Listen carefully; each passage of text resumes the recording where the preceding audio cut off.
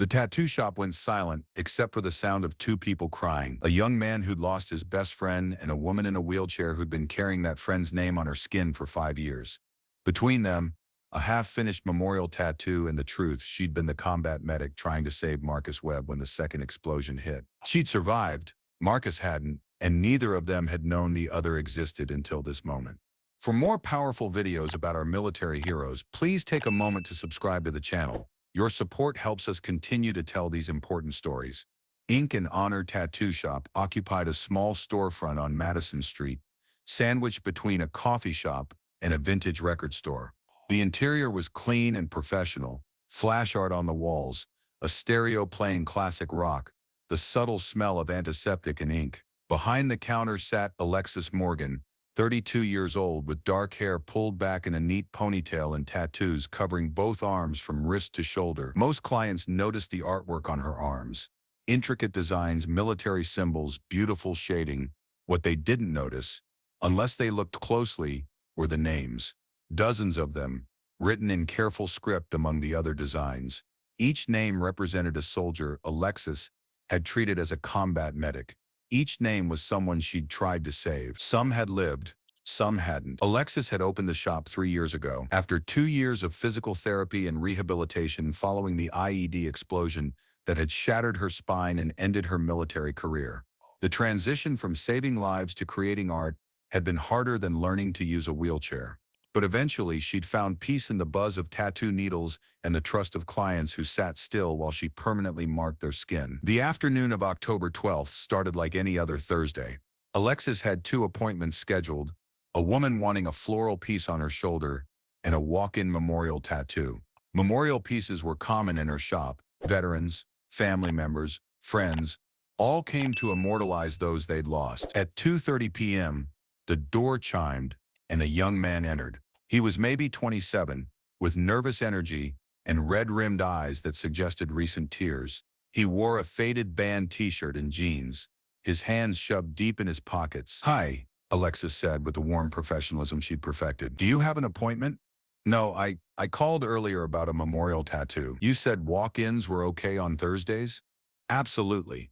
Come on back." Alexis wheeled herself from behind the counter to her workstation, a specially modified setup that allowed her to work comfortably from her chair. "I'm Alexis. What's your name?" "Derek. Derek Martinez." "Nice to meet you, Derek. Have a seat and tell me what you're thinking." Derek settled into the client chair, still looking nervous. "I want a memorial tattoo for my best friend. He died 5 years ago. Military." Alexis felt the familiar tightness in her chest that always came with memorial pieces. "I'm sorry for your loss. What branch?" "Army. Infantry. He was killed in Fallujah." The tightness increased. Fallujah, 2019. Alexis had been there. She'd been the medic attached to an infantry unit during the final operations in that sector. "What was his name?" Alexis asked, her voice steady despite the sudden anxiety. "Marcus Webb. Staff Sergeant Marcus Webb." The world tilted. Alexis's hands, which had been reaching for her sketchpad, froze in midair. Marcus Webb, she knew that name. She knew it intimately, painfully. It was written on her left forearm, halfway down the list of names she carried. "Did you say Marcus Webb?" Her voice came out barely above a whisper. Derek looked up, confused by her reaction. "Yeah? Why? Did you know him?" Alexis couldn't speak for a moment. She looked down at her arms, at the careful script that covered her skin like a memorial garden. Then, slowly, she rolled up her left sleeve completely, revealing the full extent of the names tattooed there. "These are soldiers I treated as a combat medic," she said quietly.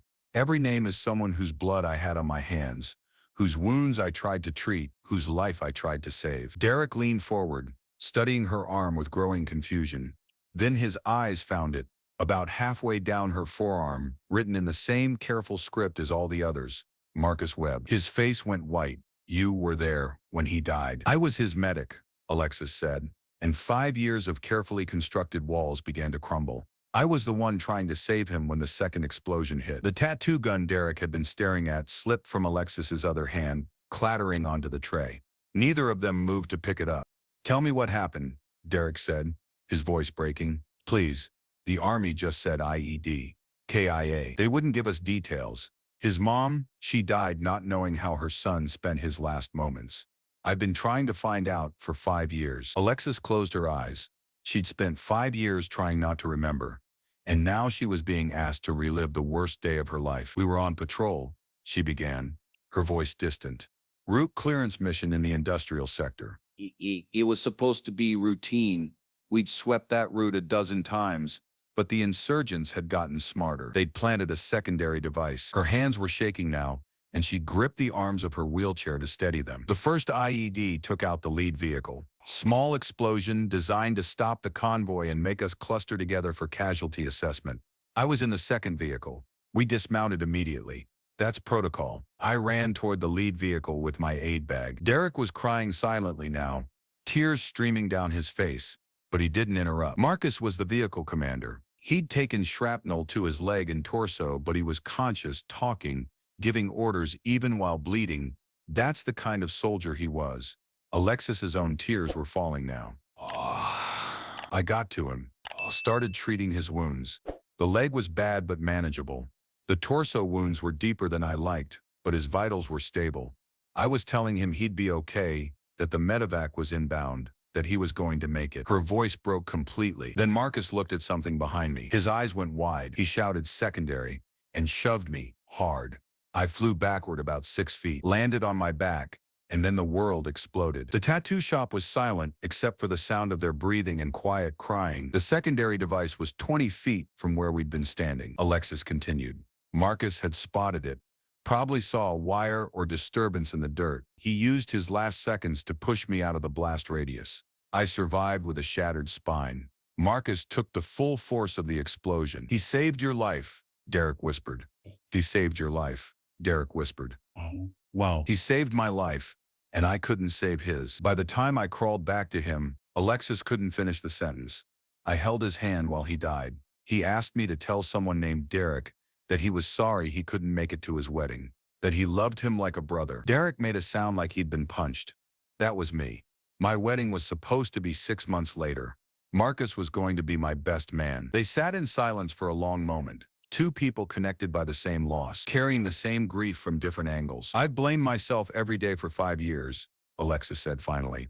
If I'd been faster with the treatment, if I'd seen the secondary device, if I'd insisted we call in an EOD sweep before dismounting— Stop, Derek interrupted, his voice fierce despite the tears.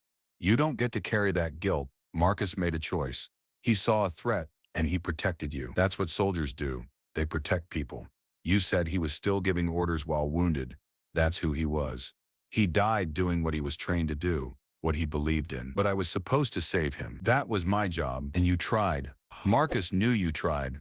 He told us in his letters home, in his emails.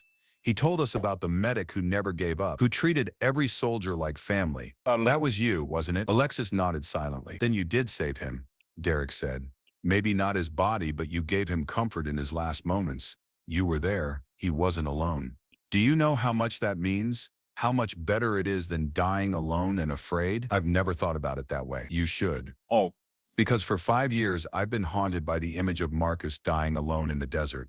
But he wasn't alone. You were there. You held his hand. You heard his last words. And he saved your life. Which means part of him is still here in you, in the work you do, in every person whose skin you mark with meaning and beauty. Alexis looked at Derek, really looked at him, and saw not just Marcus's best friend, but another person carrying the weight of survivor's guilt just from a different angle. I didn't go to his wedding, Derek continued. I couldn't. I postponed it twice, then canceled it completely. My fiancée left me, said I was choosing to stay stuck in grief. She was right, but I couldn't stop. How do you move forward when your best friend died, and you weren't there? The same way you do anything hard, Alexis said softly. One day at a time, with help, with purpose. She looked down at the names on her arms, her memorial, her burden, her reminder. I got these tattoos during my rehabilitation. Every name, every soldier, was the ones who lived and the ones who didn't. My therapist said I was creating a permanent wound, that I'd never heal if I literally wore my trauma on my skin. What did you say? I said healing doesn't mean forgetting. It means carrying the weight in a way that lets you keep moving forward. These names aren't a wound. They're a promise that I'll never forget what they sacrificed, that their names will be spoken and seen and remembered. Derek looked at his own blank arm, the space where Marcus's name was supposed to go. Will you still do the tattoo, even knowing everything? Alexis picked up her tattoo gun and tested it, the familiar buzz filling the shop. I'd be honored. But Derek, I need you to understand something. This tattoo isn't just going to be about Marcus's death. It's going to be about his life, his choice, his sacrifice. It's going to be about the man who saved my life and trusted me with his last words. What do you have in mind? Over the next 30 minutes, Alexis sketched, not just a name and dates, but a scene, dog tags, an infantry crossed rifles insignia, and behind it all, subtle images of hands reaching toward each other, one hand pushing, one hand holding, the moment Marcus saved her life, and the moment she held his as he died. It's beautiful, Derek whispered when she showed him the design. It's honest, Alexis corrected. It's the truth of what happened, the heroism, the loss, the connection. She began the tattoo work at 4 p.m. Normally, a piece this size would take multiple sessions, but both of them needed this completed today. They needed the closure, the memorial, the physical marking of shared grief transformed into shared memory. As Alexis worked, they talked. Derek told her about Marcus, about their childhood friendship, about Marcus's decision to enlist, about his terrible jokes and his fierce loyalty, about the letters that stopped coming and the notification officers who arrived at Derek's door with the news that shattered his world. Alexis told Derek about the other soldiers on her arms, about the ones who'd made it and the ones who hadn't, about the day she woke up in a hospital in Germany and learned she'd never walk again, about the dark months that followed, and the slow journey toward accepting a new life she'd never chosen. Do you ever regret it?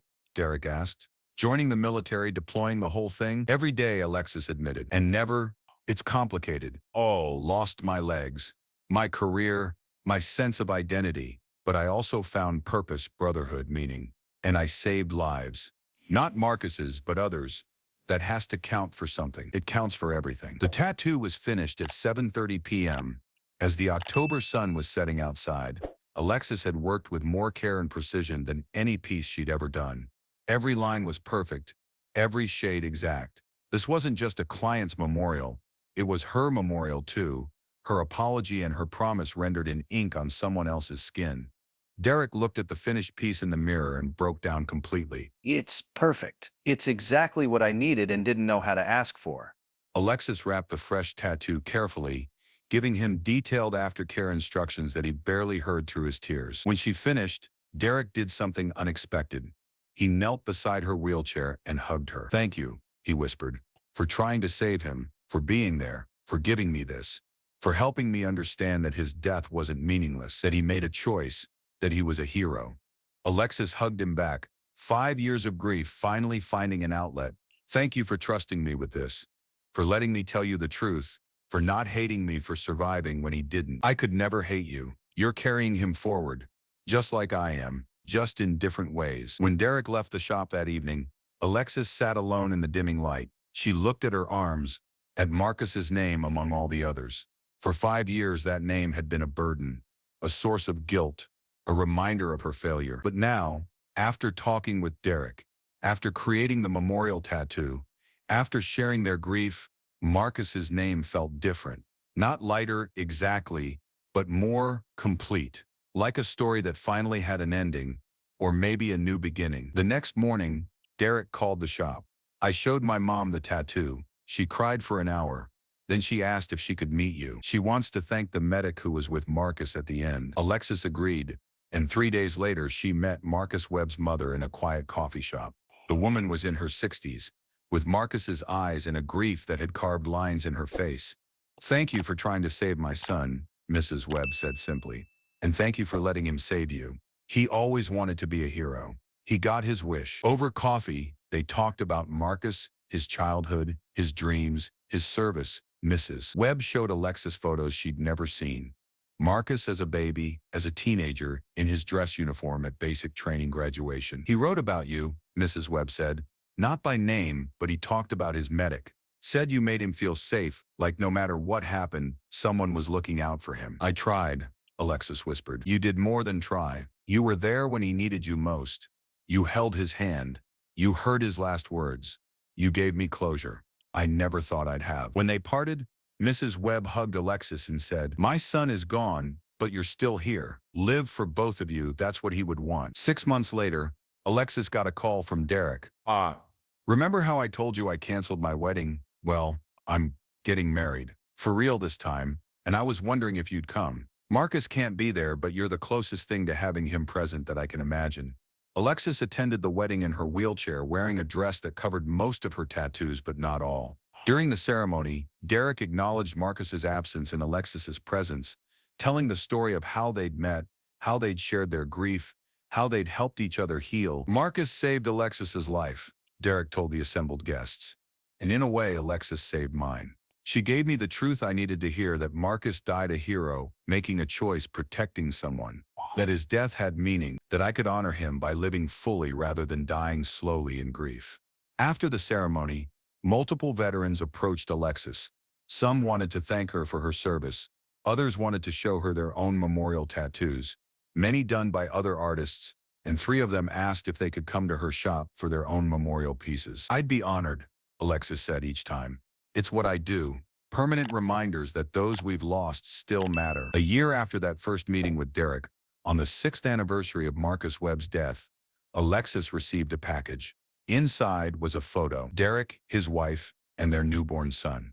The baby's name was Marcus. The note read, "Thank you for giving me permission to live again, for showing me that honoring the dead doesn't mean dying with them. This little guy will grow up hearing stories about the uncle he never met and the medic who tried to save him, both heroes, both remembered.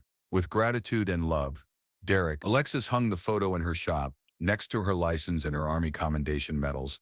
And that afternoon, when a young woman came in asking for a memorial tattoo for her brother who died in combat, Alexis rolled up her sleeves, showed her arms covered in names and said, "Tell me about him. Not how he died, but how he lived.